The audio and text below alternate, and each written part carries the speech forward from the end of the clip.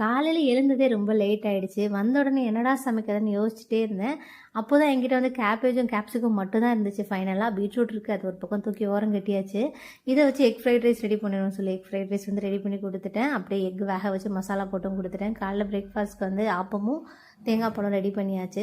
எப்போவுமே பார்த்திங்கன்னா இந்த கேப்சிகம்லாம் வந்து காலி பண்ணுறதுக்கு வந்து வேறு வழியே இல்லைன்னா இந்த மாதிரி ஃப்ரைட் ரைஸ் வந்து ரெடி பண்ணி கொடுத்துட்டேன்னா பசங்க சாப்பிட்டுப்பாங்க. அவ்வளோதான், பசங்களாம் ஸ்கூலுக்கு அனுப்பிட்டு சரி நமக்கு வந்து ஆப்பம் சாப்பிட்லான்னு சொல்லி நான் வந்து எனக்கு ஊற்றுறதுக்காக வந்திருந்தேன். ஆப்பம்னா சுட சுட சாப்பிட்டா தான் டேஸ்ட் நல்லாயிருக்கும்ல, அதனால் வந்து நானும் வந்து சுட ஊற்றி சாப்பிட்லான்னு சொல்லி ஊற்றியாச்சு. ஃபஸ்ட்டெல்லாம் எனக்கு சின்ன வயசுலலாம் ஆப்பத்தோட அந்த தின்னாக இருக்கும் பார்த்திங்களா, அந்த பாட்டு தான் பிடிக்கும். திக்கான பாட்டு வந்து பிடிக்கவே பிடிக்காது. ஆனால் இப்போ பார்த்திங்கன்னா டோட்டலாக சேஞ்ச் ஆகிடுச்சு. திக்கு தான் பிடிக்குது, தின்னான பாட்டு வந்து பிடிக்கல. உங்களுக்கு வந்து எப்படின்னு சொல்லி கமெண்ட்டில் சொல்லுங்கள். அப்படியே நானும் வந்து ஆப்பம் எல்லாத்தையும் ரெடி பண்ணியாச்சு. ஆப்பத்துக்கு வந்து பெஸ்ட்டு காம்பினேஷன் பார்த்திங்கன்னா கண்டிப்பாக தேங்காய் பால் தான். ஆட்டுக்கால், பாயா, வடகறிலாம் கூட வச்சு சாப்பிட்லாம். இருந்தாலும் அது எல்லாத்தையும் காட்டிலும் இதுதான் வந்து பெஸ்ட்டாக இருக்கும். அப்படியே உங்களுக்கும் வந்து எது கூட சாப்பிட்றது ரொம்ப பிடிக்கும்னு சொல்லி கமெண்ட்டில் சொல்லுங்கள். அப்படியே நானுமே வந்து ஆப்பம் எல்லாத்தையும் சட்டி எடுத்துட்டேன். நல்லா சாஃப்டாக வந்துருந்துச்சு. நல்லா சாஃப்டாக வந்துருக்கு. நல்லா சாஃப்டாக மெத்து வந்திருக்கா.